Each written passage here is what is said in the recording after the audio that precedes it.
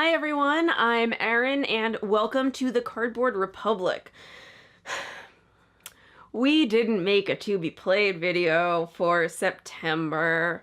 It was such a busy month, and coming off of Gen Con there was just so much going on that by the time we had time to make it, it was like so far into the month that it would kind of be useless. So we are gonna do one for October that kind of looks back at August.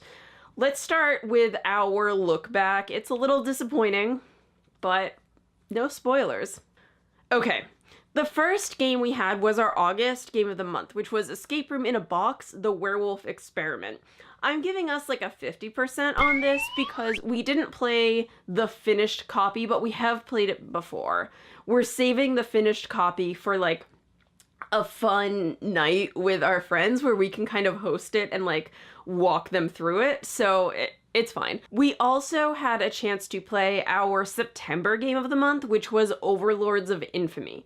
That is a game in which you are playing as these different evil overlords trying to gather resources from the kingdom of good and just be in charge of a lot of the planet. It is really cute though. I played this maniacal but well-mannered T-Rex.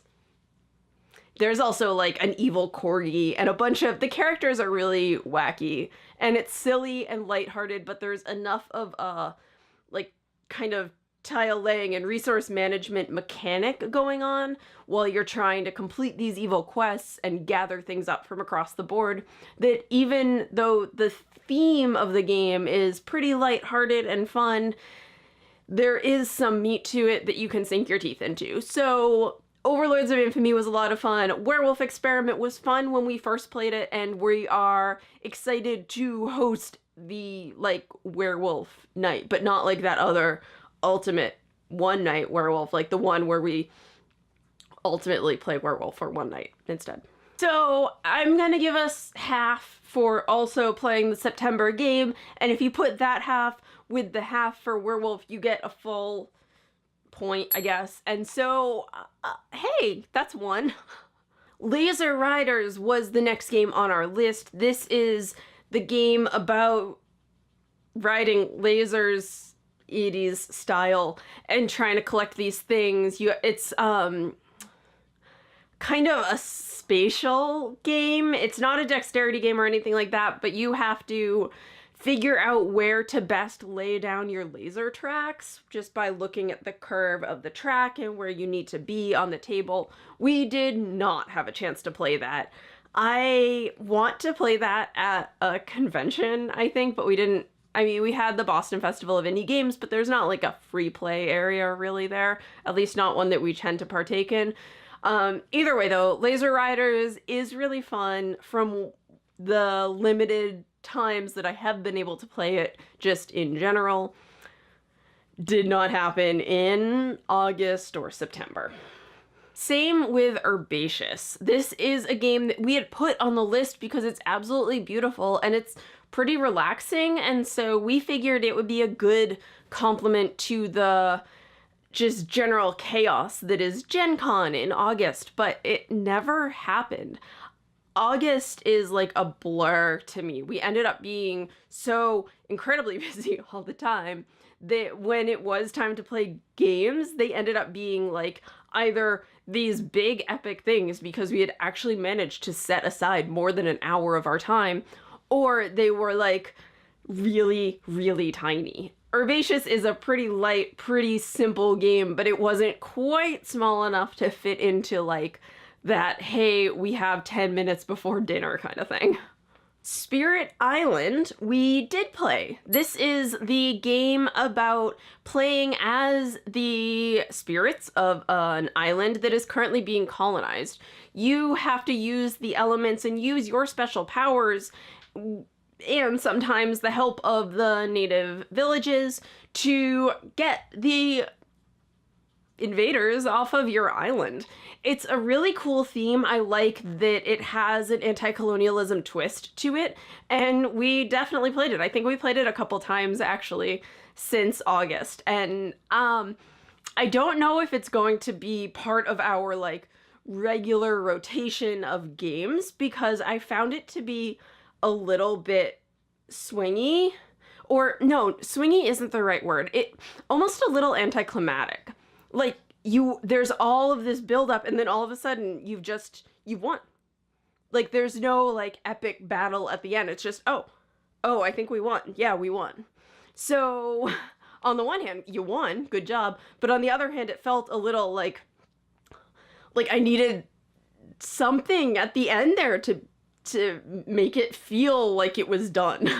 But I do really like the game. I am kind of curious to see if people have developed any house rules or anything along those lines that aim to solve that issue, because I know I'm not the only one who has experienced it, but like I said, we did play it. Baseball Highlights 2045 was another one that we played. Well, more accurately, that Ryan played, which is fine. This is a game that his brother loves, so he and his dad and his brother went on a little guys trip thing, and he brought this, and they played it. I don't really know anything else. I don't ask about the guys trip things. The last game is Bullfrogs. This was our card pull game. We did not manage to get it to the table. It's a relatively light area control game. You're bullfrogs trying to take control of lily pads in a pond, which is a neat enough theme, but we ran into the same problem with it that I think we ran into with Herbaceous, in that it wasn't big enough to fill up a game night like Spirit Island was, but it wasn't small enough to just be played really, really quickly before dinner or while we were waiting for someone. And those were really the only two categories of games we managed to play during September and August. Unfortunately, that's just kind of how the time went for us. So Bullfrogs, we're gonna add it back into the pile of cards before I reshuffle and pick a new one for this coming month. So that's 3 for 6. Overall, not great. We were doing really, really well prior to August. And so moving forward into October with the next list that I'm going to go into in a second, I'm hoping that we can gather back some of that momentum. I'm kind of working on some strategies to keep these games in the forefront of our minds as we're planning out our game nights and as we're going to other people's houses, and just ways to remember that these games specifically, we need to bring them. We'll see if that is effective. I mean, either way, I don't know, man. I am disappointed in us. We were doing so well, and then we just totally let it slide. And I know it's just because we were busy, and ultimately it's games. So it's not like the worst thing in our lives that we could let slide, but it's just frustrating when we look at all the games that we did play. And then the 6 games that we said we would play, and for literally no reason didn't. So we're gonna do better, I think, just sheerly because I don't like being disappointed in myself. And man, all right, let's look forward to October. Our indie game of the month for October is Peri Orbis.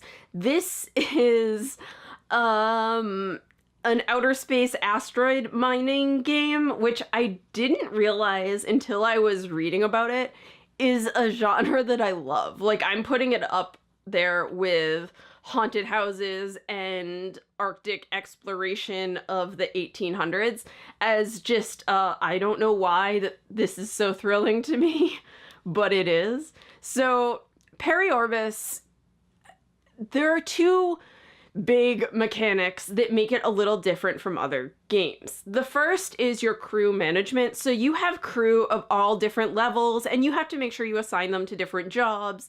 And just managing that is a little bit tricky and kind of a game unto itself, which I love.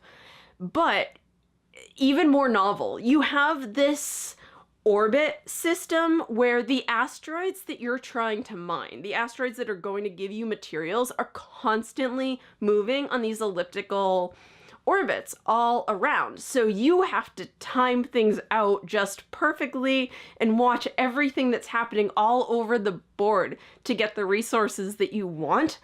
I am so intrigued to see how this works.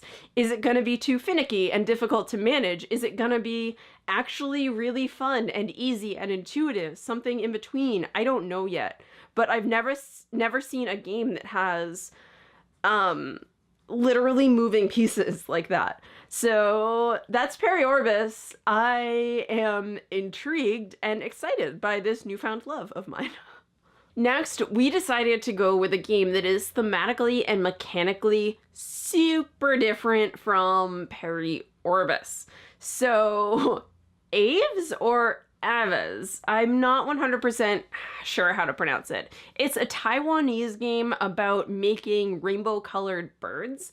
All of the birds start out as white, and you feed them different colored berries to get their feathers to turn the colors of those berries. Ultimately, like I said, your goal is to have the most multicolored bird that you can. It is a very light game. It's very, very pretty. And I kind of want to see how people do with that juxtaposition. If we're like, hey, we have this 15-minute game to play, want to make some birds? And then after that, we're like, okay, and now buckle up, we're going to mine some asteroids. Oh, gaming. Technically, this next game is an expansion, but I'm counting it as a new one because it does add a lot. It's the Harry Potter Monster Box of Monsters expansion for Hogwarts Battle. Hogwarts Battle is one of my favorite games. I just find it fun and challenging, but also like really soothing to play. So I will play it pretty much anytime, hands down. The Monster Box of Monsters expansion obviously adds some monsters, it adds a whole slew of new cards, and it adds Luna Lovegood as one of your playable characters. So we are definitely going to get that to the table, because like I even wanted to play it tonight, but Ryan was like, no, we really need to record these videos. So it's probably going to be up next for our game days. And if I get Monster Box of Monsters, Ryan gets Railroad Revolution. This is a game about building railroads. It is, you start out in the east, you build your railroad to the west. I don't know that it necessarily does anything too different from all of the every other railroad game, but he really wants to play it. It looks really good. I've heard good things about it, and so we'll give it a try. I'm not like against railroad games, they just don't spark anything special in me, but you know, gamers love their railroads. For our replay game for October, so that's the game we play something that we played before, I'm actually gonna do something a little different. It's Halloween this month and I want to play something thematic, so I'm gonna propose that we play either Arkham Horror or Eldritch Horror. The reason why I'm saying one or the other is that it's gonna kind of depend on which group we get together, how many players, and what they're feeling like. I love both of the games. I have such a soft spot for Arkham, but I understand that Eldritch is also really, really good and in some ways better, I'll admit it. But I just can't make that call yet, and they're close enough together that I felt okay putting them together in this one category. I'll let you know next month which one we end up playing. I would say both, that we'll play both, but they're both so long and big that there's like literally no way that's gonna happen. So I'm just gonna aim for one, Arkham or Eldritch. Okay, like I said before, I have the Bullfrogs card. We weren't able to play it last month, so I'm gonna put it right back in and then reshuffle and pull out the card pull game. The card pull game is one that is in our review pile / queue / spreadsheet that we need to get played and reviewed. So whatever game I pull out, we will play and review in October or shortly thereafter. We give ourselves a little bit of leeway with the like time to actually review it, because sometimes we just cannot make that happen. So let me shuffle this back in and I'll be right back.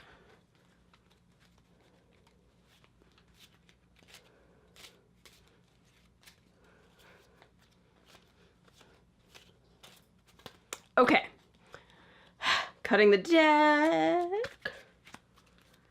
Let's see what we have. Pocket Imperium. Pocket Imperium is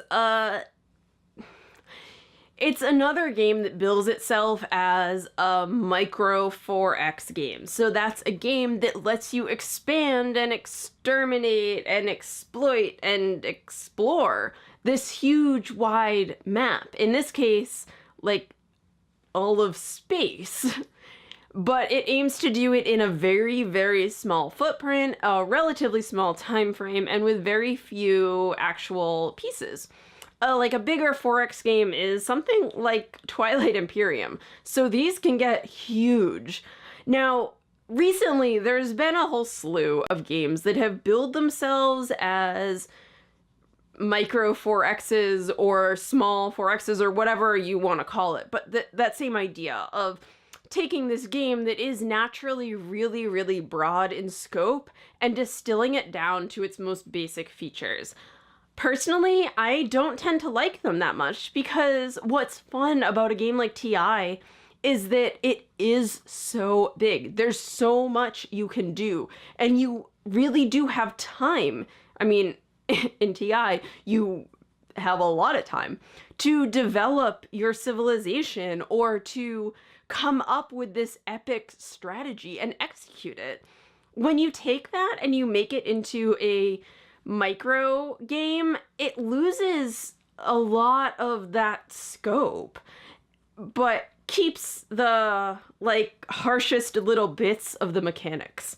And to me, that's the part that I'm not interested in. Like, I want the huge big plan. I don't want, oh, well, you can take one of these 3 actions every turn. That doesn't do it for me. So I'm honestly a little mixed on Pocket Imperium. I will try it. I will try it with as open a mind as I can, but also with understanding the context of what this is trying to do and where it's coming from.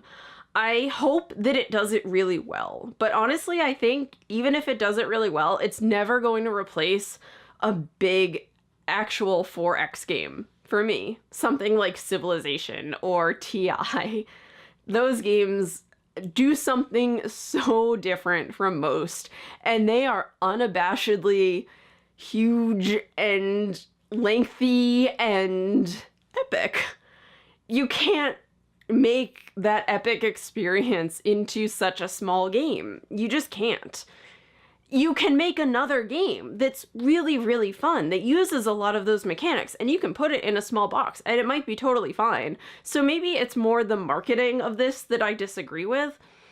I'll try Pocket Imperium, okay? And I will see how it holds up to what my notion of a 4X game should be. That's kind of all I can promise you.